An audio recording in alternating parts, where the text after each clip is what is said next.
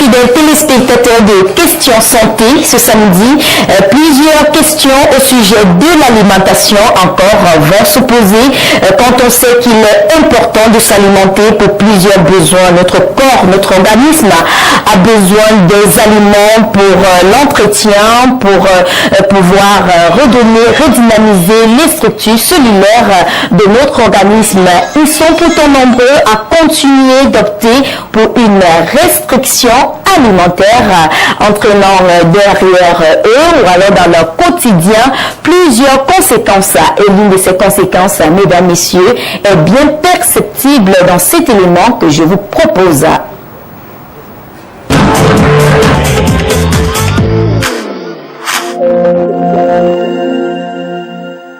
IMC, indice de masse corporelle, pour évaluer les risques pour votre santé liés au surpoids ou à la maigreur. En dessous de 16,5 kg par mètre signifierait un état de dénutrition. De 16,5 à 18,5, maigreur. 18,5 à 25, corpulence normale. 25 à 30, surpoids. 30 à 35, obésité modérée. Plus de 40, obésité morbide ou massive. Calculez ensemble le vôtre, simplement en divisant votre poids par votre taille au carré. C'est fait? Inférieur à 18,5? Alors vous êtes maigre. Mais pas de panique, surtout si votre IMC régit d'une hyporexie, c'est-à-dire une petite perte partielle de l'appétit, qui viendrait de la peur de nausée ou parce que la nourriture ne fait pas envie. Vous n'aurez qu'à vous revitaliser de nouveau. Mais attention, s'il est inférieur à 17,5, vous n'êtes pas que maigre, mais vous êtes anorexique. Parlons-en.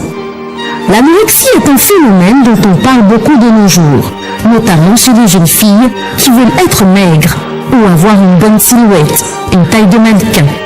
Or, ce fléau peut atteindre tout le monde. Le terme anorexie vient du grec anorexia, qui veut dire perte d'appétit, mais une perte d'appétit essentiellement volontaire.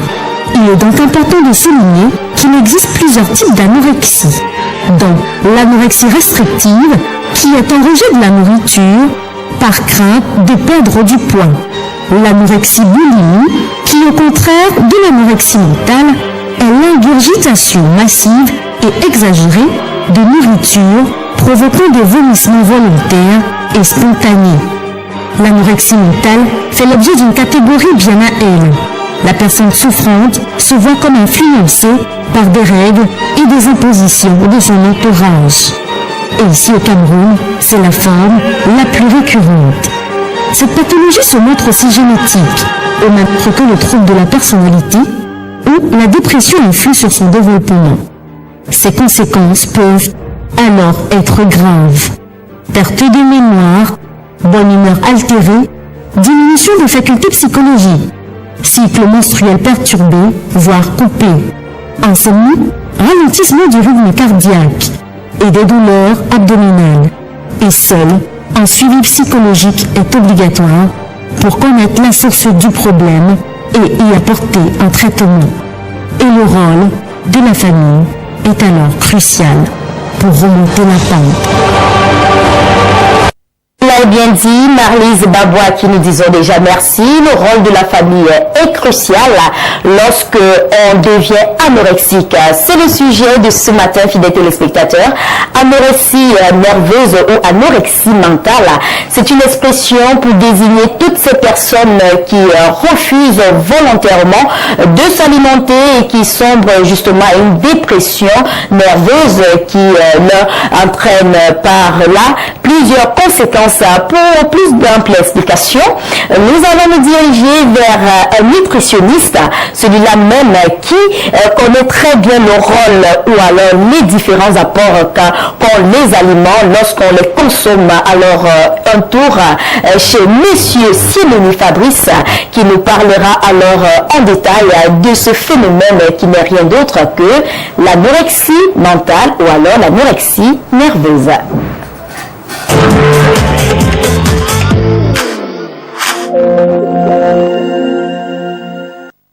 Ce matin, nous nous intéressons à l'anorexie. Il faut dire que l'anorexie est une maladie qui n'est pas très connue du grand public. Alors, à quoi renvoie le terme anorexie, M. Sirény? Merci vraiment pour la question. Par définition, le terme exact, c'est anorexie nerveuse ou anorexie mentale, qui est défini comme une pathologie dans l'ouvrage DSM 4, DSM 5. Il s'agit de l'association des psychiatres américains qui rédige en fait le volume le plus important en ce qui concerne les troubles mentaux. Donc, et ce bouquin s'appelle DSM, en abrégé, manuel de diagnostic des maladies mentales. Donc, c'est le terme anorexie nerveuse ou anorexie mentale qui est donc utilisé pour dire que l'anorexie mentale, c'est un dysfonctionnement psychologique qui a des conséquences dramatiques au niveau physique. Donc, tout simplement, c'est ça, c'est vraiment un dysfonctionnement psychologique qui a des répercussions au niveau physique et qui se caractérise par quoi? Elle se caractérise par des désordres au niveau de l'alimentation, de 1. Ensuite, elle se caractérise par des effets de restriction alimentaire. Elle se caractérise des restrictions alimentaires sur la quantité d'aliments qu'on mange. Ça peut être aussi une restriction sur le type d'aliments. Ça peut être un exemple, manger les aliments qui ont d'une seule couleur, réduire vraiment de manière drastique la quantité d'aliments qu'on mange et puis la qualité d'aliments qu'on mange. Il y a aussi un autre type d'anorexie qui est l'anorexie boulimique, c'est-à-dire on reste dans le cadre où la personne réduit considérablement la quantité d'aliments, mais aussi provoque la sortie d'aliments par les vomissements provoqués, par des procédés laxatifs, l'usage de tisanes laxatives vraiment à l'excès. Donc voilà en gros la définition de anorexie mentale. J'ai donné les deux formes d'anorexie. La première forme, c'est la restriction alimentaire tout court. Et l'autre forme, c'est la restriction alimentaire, certes, mais qui s'accompagne de rejets extrêmes, c'est-à-dire par les vomissements provoqués ou par l'usage de produits ou bien de tisanes laxatives qui font ressortir le contenu des déchets par l'anus. Justement, ça c'est une forme de sortie rapide et excessive vraiment de ce qu'il y a dans son comme aliment. Qu'est-ce qui peut pousser une personne à être anorexique? Déjà par définition, l'anorexie mentale nerveuse, on se rappelle que c'est par définition une déformation psychologique qui a des répercussions physiques. Donc le mental est atteint plus au niveau de la cause et ça a des répercussions psychologiques. Donc quand on parle maintenant des causes, il y a des causes biologiques, c'est-à-dire qui touchent vraiment l'intérieur de l'être.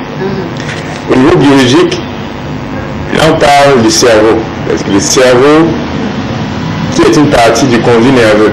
Le conduit nerveux c'est près de 1 600 000 km de long. C'est un circuit vraiment qui est très très long. Et dans ce circuit nerveux, il peut y avoir des désagréments. Et en termes biochimiques, surtout en termes scientifiques, on parle de conducteurs nerveux, c'est-à-dire les conducteurs qui conduisent l'information nerveuse.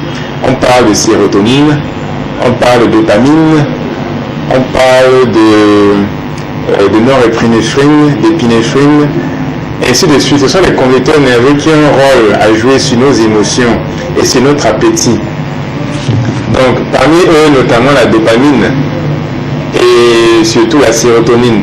Lorsque le taux de sérotonine est trop bas, on a tendance à plonger sur les aliments qui contiennent du sucre à l'excès. Donc, on consomme du sucre pour avoir un meilleur sentiment de soi-même, quoi. Donc ça c'est une cause. C'est-à-dire le taux de sérotonine qui est très bas, ou bien le taux de dopamine qui est trop bas. Donc ça met la personne dans un état psychologique vraiment de détresse. Donc il y a plusieurs causes. Donc ça c'est aussi un diagnostic clinique. Donc il y a les conducteurs nerveux qui ne jouent plus leur rôle à cause d'une intoxication alimentaire, à cause d'une malnutrition, à cause d'un choc émotionnel aussi, ça peut être aussi la cause, à cause d'une dépression clinique aussi. Donc c'est d'abord psychologique au niveau des causes et ça a une répercussion physique au niveau aussi de la prise, de comment est-ce qu'on prend les aliments. C'est-à-dire, on peut prendre les aliments à l'excès, mais aussi vouloir se vidanger. Et parmi les causes, il y a aussi ce malaise par rapport à la forme et par rapport à son poids. Donc, quand les magazines, les médias, les séries télévisées projettent des images ainsi de soi-disant stars qui sont des références dans une certaine culture, pas forcément la nôtre. Là, on a des visions qui ne sont pas exactes et qui poussent la personne à avoir une baisse de confiance en soi par rapport à son propre physique, par rapport à son propre foi, à sa propre formation physique, et puis maintenant à utiliser des méthodes vraiment drastiques. Là, je parle de l'aspect psychosocial. En général, l'anorexie mentale, l'anorexie nerveuse est beaucoup plus présente en Amérique du Nord, États-Unis, Canada, en Europe aussi, en Australie, en Nouvelle-Zélande. Vous, en tant que nutritionniste, avez-vous déjà reçu quelques cas de personnes anorexiques? Et vous, est-ce que la population camerounaise est touchée par ce fléau? Oui, la population camerounaise est touchée par une partie de ce fléau, qui est un peu le revers de l'anorexie, qui est la boulimie. Là, ce n'est pas l'anorexie où il y a des gens qui sont vraiment extrêmement maigres et qui ont une obsession. Donc, beaucoup de gens ont des obsessions de physionomie vraiment mince, mais elles n'y arrivent pas. Donc, elles se lancent dans le régime alimentaire. Ça, j'en ai. J'ai ce genre de personnes, mais qui se tombent maintenant dans le cas de boulimie. Donc là, la boulimie, c'est beaucoup plus un peu l'inverse, l'ingestion vraiment excessive. Mais la boulimie et l'anorexie vont ensemble.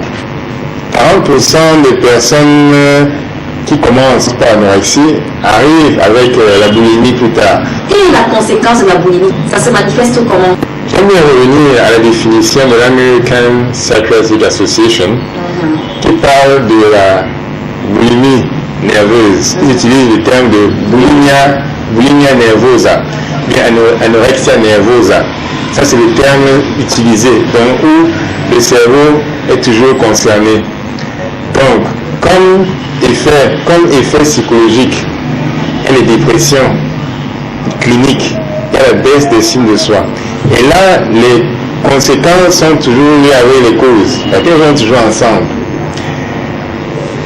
Dépression clinique, baisse des signes de soi, des challenges, il y a des déceptions émotionnelles et mentales qui sont très fortes, des pressions que la personne subit dans un environnement, ça c'est au niveau vraiment profond psychologique, et qui a maintenant des répercussions physiques telles que la peau sèche, ce sont les symptômes, la peau sèche, des maux de tête, des désordres hormonaux, comme par exemple au niveau des hormones, on perd, c'est-à-dire l'aménorrhée, c'est-à-dire il y a moins de perte de sang au niveau des menstruations par exemple. Il y a une malnutrition, c'est-à-dire pas assez de calcium par exemple, pas assez de conduction de l'information nerveuse à travers le cerveau. Il y a des échecs scolaires aussi, il y a les pertes de mémoire, il y a ainsi de suite. Donc, tous ces cas qui reviennent à une malnutrition, c'est-à-dire le corps n'a plus assez de nutriments pour se nourrir, pour s'autogérer, et puis perd au fur et à mesure cette dimension, perd de la graisse, perd du muscle. Il y a même des cas d'ostéoporose, ou bien d'arthrose, parce que la personne n'arrive plus à avoir une solidité de sa fondation, de ses tissus, de ses structures, de ses os. Et au niveau de la peau, la personne devient pâle. La personne devient pâle de nature, pâle dans ses humeurs, de mauvaise humeur. Et là, par conséquent, aussi, les personnes de l'entourage immédiat en souffrent aussi, payent aussi les frais. Si c'est une jeune fille, là, ce sont beaucoup plus de jeunes filles, les adolescentes qui en sont victimes. Ça peut être leur sœur peut aussi écouter en ce cas. Anorexie, pour revenir au thème du jour, oui. Pour revenir au thème du jour, anorexie, à quel moment faut-il s'inquiéter? On s'inquiète quand on arrive vraiment à reconnaître cet état psychologique défaillant et ces restrictions alimentaires. Je prends un exemple. On est en famille ou bien dans un cercle d'amis et on constate que l'ami ou bien le membre de la famille perd du poids, parce que c'est beaucoup plus visible, la perte de poids drastique. Il y a aussi les humeurs, mauvaises humeurs de la personne, une sorte de signe de dépression, c'est-à-dire manque de goût, l'isolation. La personne veut rester seule dans son coin, elle ne veut pas participer à des activités de réjouissance. Ça, ce sont les premiers signes. Est-ce que la concernée ou le concerné est toujours conscient qu'il est déjà là en train de faire une dépression, si on peut le dire, anorexique? La personne déjà souffrant de troubles psychiques ou psychologiques, en plus de ça, prend la décision volontaire de restreindre l'alimentation. Donc, il y a un côté volontaire dans la restriction qui est la suite, la conséquence de la souffrance vraiment mentale et morale, émotionnelle. Donc la personne peut à un niveau reconnaître qu'elle souffre, et puis par la suite, il y a cette restriction qui est volontaire. Par rapport au sujet du jour qui est l'anorexie nerveuse, l'anorexie mentale, je dis, il y a tellement de bonnes choses sur la terre à manger, pourquoi se restreindre? Il y a tellement d'aliments qui sont créés pour nous nourrir au plus profond de nous-mêmes et grâce auxquels on peut se sentir à l'aise avec nous-mêmes et rendre aussi les gens autour de nous à l'aise. Donc, l'appel est lancé, vous-même, chacun de vous, contrôlez votre alimentation, faites attention à votre alimentation, ne pas la restreindre. Restreindre pour les questions de santé, ça c'est clair, ne pas faire des restrictions drastiques. Consommer tous les groupes d'aliments possibles, les fruits, les légumes, les légumineuses, les produits laitiers, les viandes, les poissons, les graines, les algues, les huiles, tous les produits nécessaires. Avoir une alimentation vraiment équilibrée, faire attention à sa santé et faire attention aussi aux gens autour de vous. Il peut y avoir des cas d'anorexie, une personne qui a un sentiment dépressif, ne veut plus vraiment profiter de la vie, perd du poids, vraiment devient maigrichon ou maigrichonne. Là, c'est un signal, il faut de l'aide, il faut l'aider. Et c'est en quoi, avec les signes dont on a parlé tout à l'heure, que vous pouvez aller voir la personne, l'aider et vous rendre compte que il s'agit vraiment d'anorexie. Vraiment, c'est que le... Merci à vous, messieurs Siemeni Fabrice, pour tous ces conseils quant au sujet du jour qui n'est rien d'autre que l'anorexie. On rappelle que l'anorexie est un dysfonctionnement de troubles alimentaires, un trouble alimentaire de temps pour moi. Donc, c'est un phénomène qui touche 95% des femmes, des jeunes femmes. Et l'âge circonscrit pour ces jeunes dames ou jeunes demoiselles, c'est bien sûr de 15 à 25 ans. On rappelle que pour toutes ces femmes, elles veulent maigrir et il y a plusieurs causes que le nutritionniste a bien sûr relevées qui peuvent justement entraîner une personne à devenir anorexique. Entre autres, il y a une déception amoureuse par exemple, ou alors l'entourage, on vous trouve très gros ou très grosse et vous avez l'entourage, la pression de l'entourage.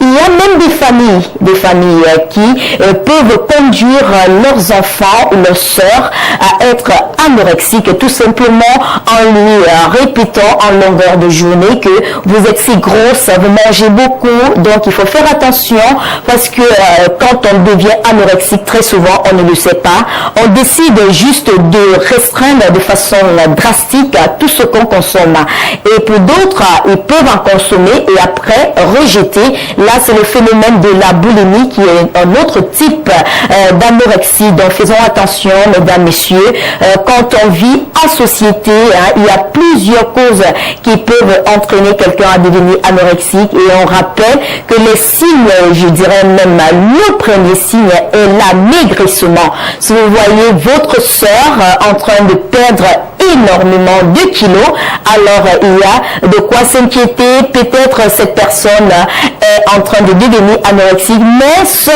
une consultation ou alors un rendez-vous avec un psychologue ou un entretien avec un psychologue pourra déceler l'origine du malaise, parce qu'il y en a qui perdent des kilos parce qu'ils ont un petit problème ou un souci, mais lorsque vous décidez volontairement de ne plus vous nourrir de façon normale, alors ça veut dire que vous devenez tout simplement anorexique et vous perdez des kilos, vous avez une humeur altérée, donc vous changez d'humeur. Aujourd'hui vous pouvez être très content, demain vous ne voulez plus être content. Donc il y a beaucoup de changements qui s'observent et qui peuvent même entraîner, je dirais, une perte d'épanouissement au niveau de votre environnement. Pourquoi les gens veulent toujours maigrir et maigrir? Alors nous avons posé la question au Camerounais lambda, très important. Et pourquoi? Quelle est l'astuce? Voilà l'astuce qu'on peut utiliser sans pouvoir recourir à une restriction alimentaire. Comment maigrir sans pouvoir recourir à une restriction alimentaire? Les Camerounais qui se sont prêtés au jeu nous donnent un tout petit peu leurs astuces avant de prendre l'avis du nutritionniste, bien sûr.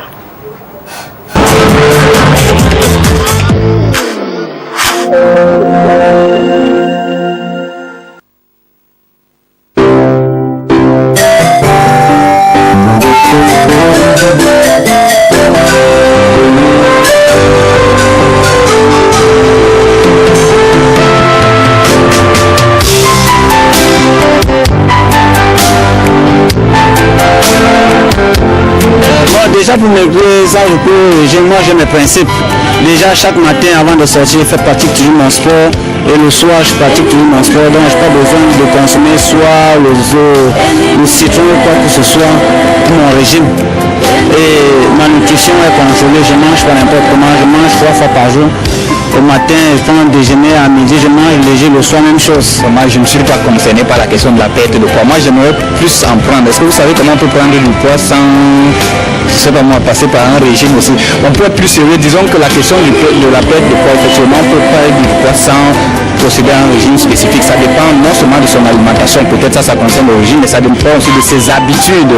C'est-à-dire, est-ce qu'on pratique du sport, est-ce qu'on marche, est-ce qu'on se prive quelquefois de sa voiture, ainsi de suite. Il y a des petits gestes du quotidien qui peuvent effectivement nous permettre d'améliorer notre masse corporelle.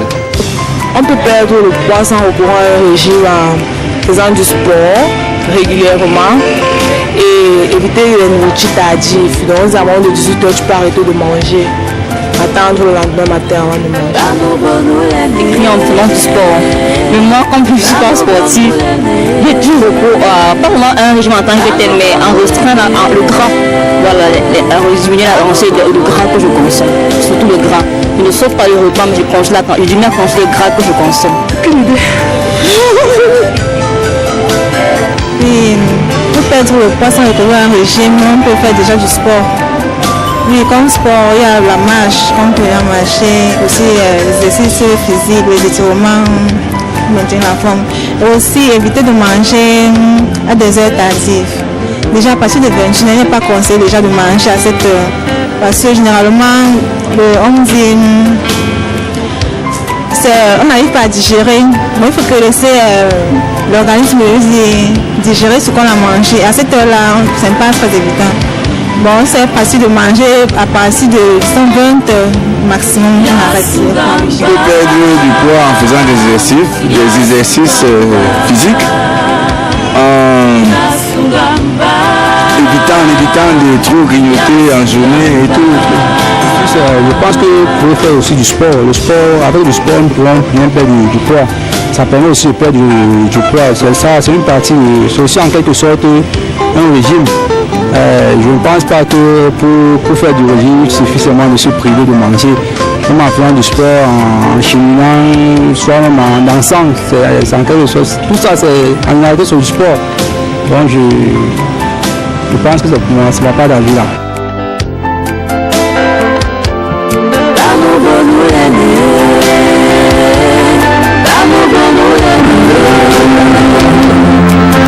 C'était là les avis de différents Camerounais qui donnaient leurs astuces quant à la question fatidique.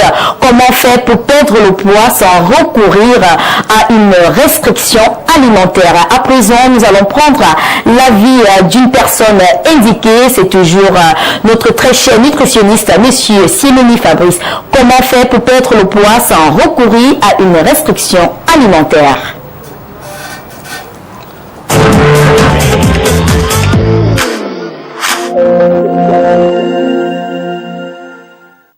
Comment faire pour perdre le poids sans recourir à une restriction quasi totale de l'alimentation?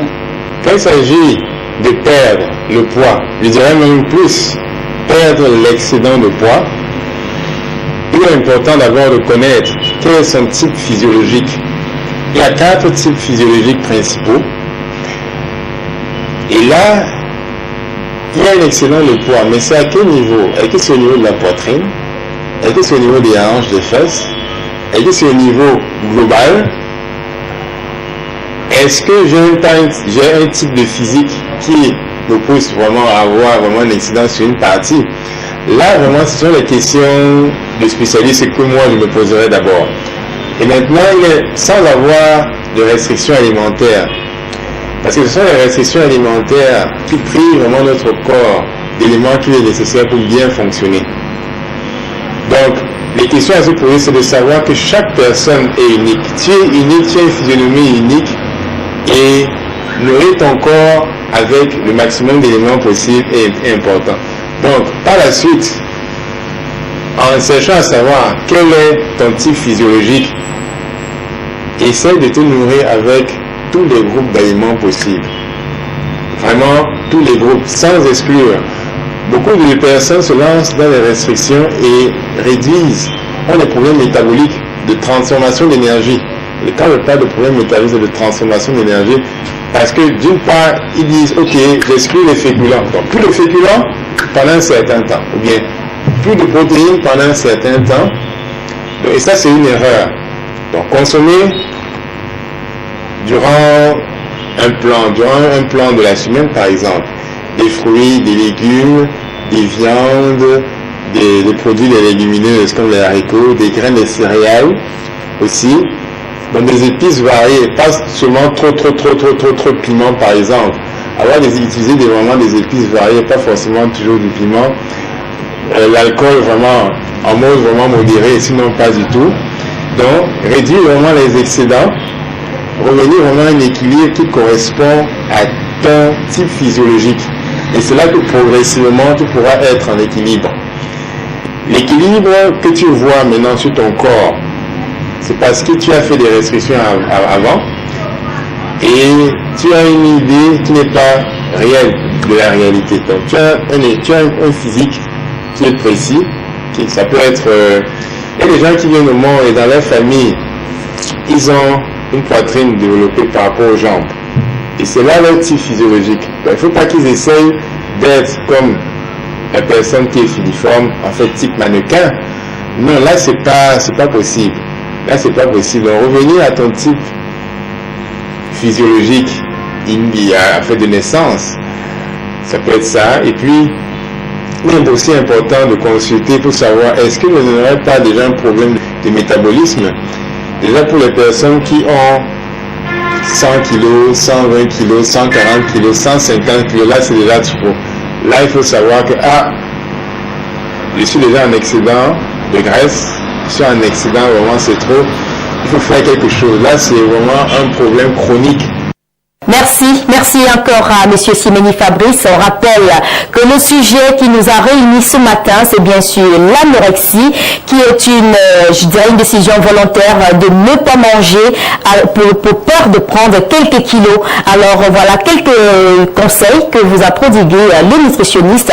Mangez équilibré et tenez compte de votre type de forme physiologique, parce que si vous êtes dans une famille où les personnes ont une masse corporelle assez considérable, considérable, alors ne vous lancez pas dans des régimes drastiques parce que vous êtes fait ainsi. Il ne faut pas vous dire je vais être comme tel parce que vous ne savez pas quel est son type physiologique de temps pour moi. Donc apprenons à nous aimer tels que nous sommes. Il est nécessaire d'être accompagné justement par la famille. L'entourage aussi parfois joue de très très mauvais rôles en disant tu es très gros, tu as une masse corporelle assez considérable. Non, apprenons à nous aimer tels que nous sommes. Et quand bien même on veut se lancer à un régime, il est préférable que celui-là ne soit pas drastique de peur d'avoir des conséquences sur sa santé, des conséquences qui peuvent même entraîner au suicide, voire même à la mort. Alors c'est ici que se referme ce chapitre sur votre dossier de santé. On prend rendez-vous samedi prochain pour un autre numéro. D'ici à là, portez-vous bien. Excellent week-end à tous et à toutes.